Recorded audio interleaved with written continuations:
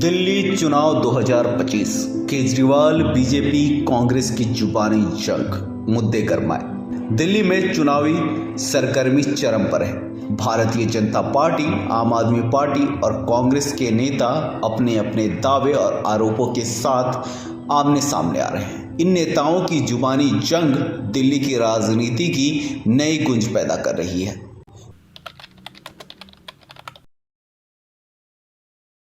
दिल्ली के मुख्यमंत्री और आम आदमी पार्टी के राष्ट्रीय संयोजक अरविंद केजरीवाल ने बीजेपी पर तीखा हमला बोलते हुए आरोप लगाया कि बीजेपी ने अपने चुनावी घोषणा पत्र में मोहल्ला क्लिनिक बंद करने की बात कही है। केजरीवाल ने कहा, पिछले 5 सालों में 5 करोड़ से अधिक लोग मोहल्ला क्लिनिक में इलाज करवा चुके हैं। यह सेवा मुफ्त है। डॉक्टर, दवाइयाँ और टेस्ट सब कुछ मुफ्त। अब बीजेपी कह रही है कि यह क्लिनिक बंद कर दिया जाएगा। क्या यह सही है? क्या यह लोगों के हित में है?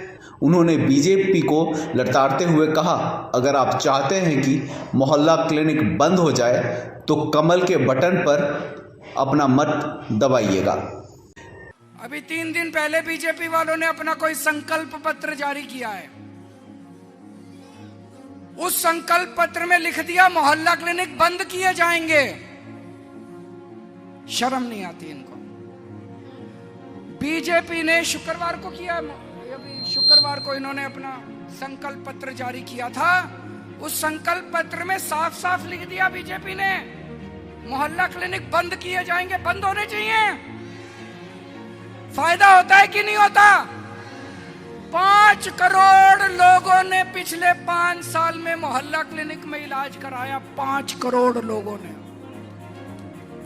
किसी को बुखार हो गया, किसी को खांसी हो गई, किसी को जुकाम हो गया, किसी को नचला हो गया, सर दर्द हो गया, किसी के महिलाओं की 100 बीमारियां लगी रहती हैं, बच्चों की 100 बीमारियां होती है। घर के सामने मोहल्ला क्लिनिक है।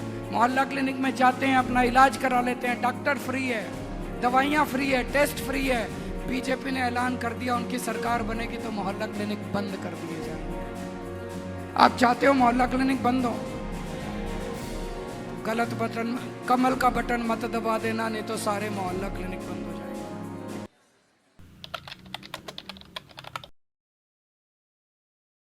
केंद्रीय मंत्री हरदीप सिंह पुरी ने केजरीवाल के आरोपों का जवाब देते हुए कहा, केजरीवाल जी ने 2015 में वादा किया था कि अगर यमुना साफ नहीं हुई तो वे वोट नहीं मांगने आएंगे। अब तक यमुना का हाल वही है और वो फिर से वोट मांगने आ गए हैं। पुरी ने यह भी आरोप लगाया कि केजरीवाल की सरकार ने दिल्ली में कोई ठोस विकास नहीं किया है। उन्होंने कहा, आज दिल्ली की सड़कें जाम हैं, प्रदूषण बढ़ चुका है और केजरीवाल सिर्फ वादे कर रहे हैं। उनकी सरकार ने कोई ठोस कदम नहीं उठाया है। मैं यहाँ आया हूँ दो कारण हैं। एक तो मैं भाजपा का कार्यकर्ता के नाते मैं अपने कैंडिडेट के लिए वोट मांगने आया, पर अब सिर्फ वो इशू नहीं है। ये जो आने वाला चुनाव है जिसके लिए 5 तारीख को मतदान होगा, ये मैं समझता हूँ हमारे इतिहास में और खास करके दिल्ली के इतिहास में एक बड़ा one of a kind election है। उसका क्यों? देखिए, देश कहाँ का कहाँ पहुँच रहा है। आपको पता होगा, जब हमने 1947 में जब हम देश आज़ाद हुआ, उस समय हमारी अर्थव्यवस्था क्या थी। 2014 में जब मोदी जी आए, उस समय अर्थव्यवस्था क्या थी। हम 11वें 10वें स्थान पे थे। भारत के बारे में कहा जाता था हम फ्रेजाइल 5 में हैं, कि जो फ्रेजाइल का वो होता है ना स्टिकर, आप लोग ट्रैवल कर रहे हैं तो सूटकेस पे लगा होता है, फ्रेजाइल का मतलब टूट सकती है, मतलब वो स्थिति थी। आज हम विश्व भर में 5वें स्थान पे हैं और इसी वर्ष IMF कहती है कि हम 5वें से 4थे स्थान आ रहे हैं और जो हमारी अर्थव्यवस्था $4 ट्रिलियन है वो इस साल अगले साल तक शायद हम 3रे स्थान पे गए। तो देश तो तरक्की कर रहा है। हमारी डिसअपॉइंटमेंट क्या है कि जिन्होंने दिल्ली का दायित्व संभाला 10 साल पहले, मैं माननीय मुख्यमंत्री जी की बात कर रहा हूँ, उन्होंने वादे तो बहुत किए कि हम तो राजनीतिक दल है ही नहीं, हम तो राजनीति में आए नहीं, हम तो भ्रष्टाचार के खिलाफ जो आंदोलन अन्ना जी ने किया उसमें आए हुए हैं। और क्या घूमते घूमते घूमते इन्होंने क्या किया, मैं आम आदमी हूं, मैं मफलर पहनता हूं, मैं वैगन आर की फ्रंट सीट में बैठता हूं, मैं लाल बत्ती नहीं इस्तेमाल करूंगा, मैं सरकारी गाड़ी नहीं लूंगा। और भी किसी ने आरटीआई की वो दी है एप्लीकेशन, बंद कर लो यार, उसमें पूछा कि आप इनके दिल्ली सरकार ने माननीय मुख्यमंत्री जी की गाड़ियों पे कितना खर्चा किया। पता क्या आंसर आया? 1,45,00,000 रुपए। एक व्यक्ति जो गाड़ी इस्तेमाल नहीं करना चाहता, जो लाल बत्ती नहीं करेगा। अच्छा, कोई इनसे पूछिए नहीं। 2015 में इन्होंने कहा कि मैं अगर जमुना जी साफ नहीं हुई तो मैं आपसे वोट मांगने नहीं आऊंगा, 2015 में। 2020 में वही कहा, अगर जमुना जी साफ नहीं हो तो मैं वोट मांगने नहीं आऊंगा। फिर क्या हुआ? अब 2025 हो गए, अब फिर वोट मांगने आ रहे। अब कह रहे हैं, रिश्तेदार साहब बता रहे थे मेरे को कि 5 साल और दूं। देखिए, ऐसा है, ये कहानियां सुनाने के लिए मैं world class education, world class health system, तो इस समय सबसे बड़ी प्रायोरिटी ये है कि दिल्ली को विकसित बनाना है। दिल्ली के शहर में जहां पे आबादी बढ़ गई है, 1947 में 8 लाख थी आबादी, यहाँ पे जनसंख्या 8 लाख थी। वो रेफ्यूजी आए, हमारे जैसे लोग, हमारी प्रीवियस जनरेशन, तो 8 लाख से बच के 22 लाख चली गई है। अभी दिल्ली की जनसंख्या कोई 2 करोड़ 2.5 करोड़ के आसपास होगी। अभी जब सेंसस होगा पता लगेगा। तो अभी यहाँ पे डेवलपमेंट, सड़कों का, पोल्यूशन का, जमुना जी की जो ये कहता है अगर मैं साफ नहीं कर पाऊं तो आपसे वोट मांगने नहीं आऊंगा, क्या किया है इन्होंने? अभी जो पोल्यूशन लेवल है वो 500 गुना ज्यादा है प्रिस्क्राइब लेवल से।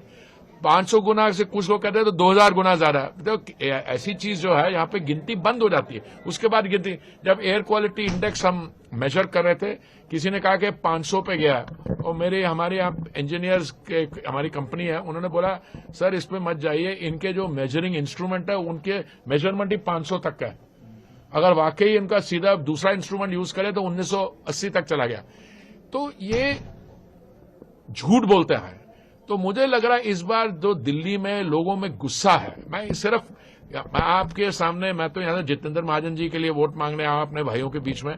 अब वो एक सीट का नहीं है, ये पूरा इनका उखाड़ा करना पड़ेगा। क्यों? मैं बताता हूं। एक तो एंटी इनकम्बेंसी बहुत है इनके खिलाफ, लोगों में गुस्सा है। वो भी लोग जिनको मैं जानता हूं, जिन्होंने पिछली बारी वोट दी, अरे यार पिछली बार इसलिए दिया कि एक मौका और देना।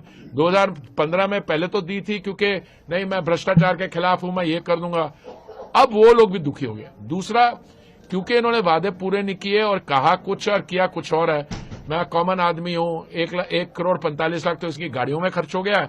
दूसरा, वो कह गए कि मेरे को कुछ काम नहीं करने देते, कभी कह देते गृह मंत्री जी नहीं करने देते क्योंकि लॉ एंड ऑर्डर वहां, कभी एलजी नहीं करने देते। अरे भाई, जब कोविड का सामना कर रहे थे तो इसने अपना महल बना लिया, उसको तो एलजी रोक नहीं पाया। सर, पंजाब की मैं उसी में आ रहा हूं, मैं कंप्लीट कर लूं। जो वादे किए थे कि मैं हर एक बहन को 1,000 रुपया दूंगा पंजाब में, आपको पता नहीं याद है कि नहीं, 36 महीने हो गया वो वादा किए।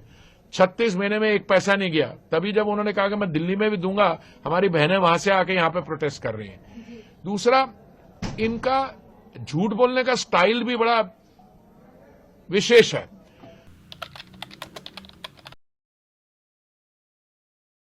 दिल्ली कांग्रेस अध्यक्ष देवेंद्र यादव ने केजरीवाल पर गंभीर आरोप लगाते हुए कहा, केजरीवाल जी ने जो वादे किए थे वह पूरे नहीं किए। 2013 में उन्होंने एमसीडी कर्मचारियों को पक्का करने का वादा किया था, लेकिन आज तक कोई कर्मचारी पक्का नहीं हुआ। उन्होंने आगे कहा, केजरीवाल दलितों के हक के खिलाफ काम कर रहे हैं।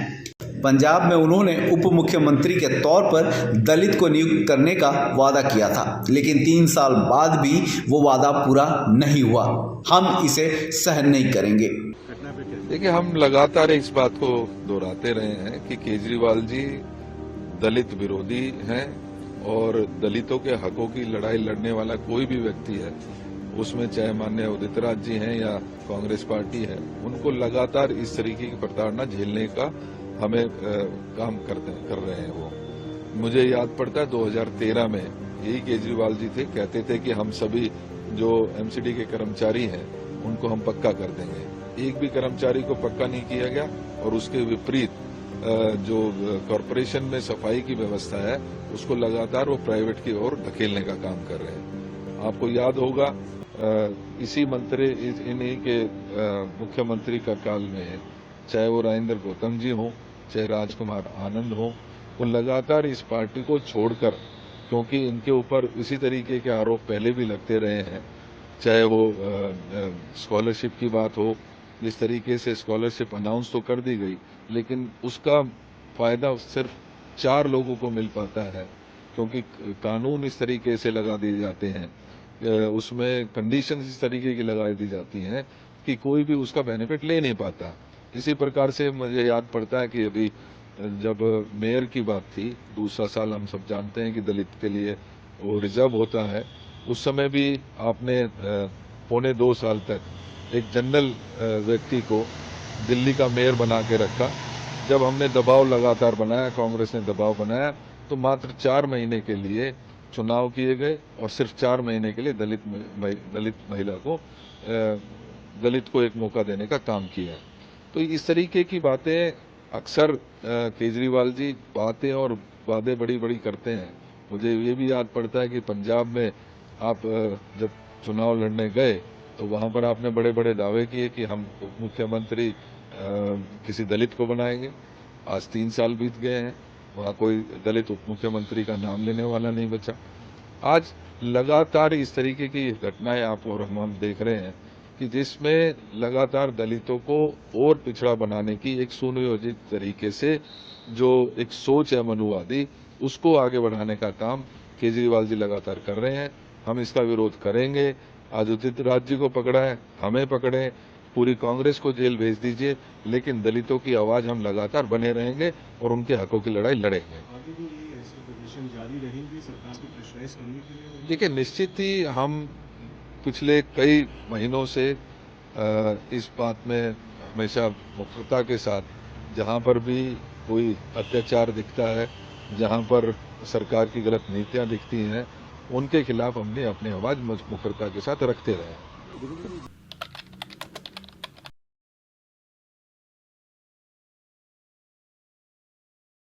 कांग्रेस और आम आदमी पार्टी के आरोपों का जवाब देते हुए बीजेपी उम्मीदवार रमेश बिधूड़ी ने कहा, आपने रोहिंग्या और बांग्लादेशी घुसपैठियों को राशन कार्ड और आधार कार्ड दिए हैं।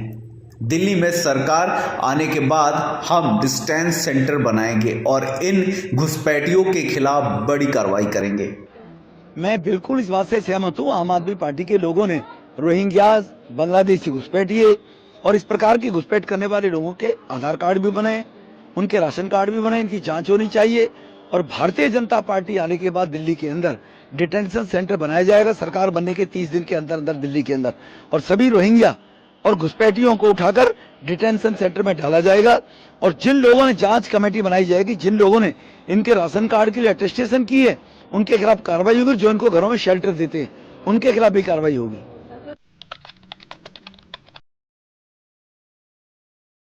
दिल्ली के चुनाव में इस बार केजरीवाल के मोहल्ला क्लिनिक, बीजेपी के डिस्टेंस सेंटर और कांग्रेस के दलित विरोधी आरोपों का मुद्दा प्रमुख बना हुआ है।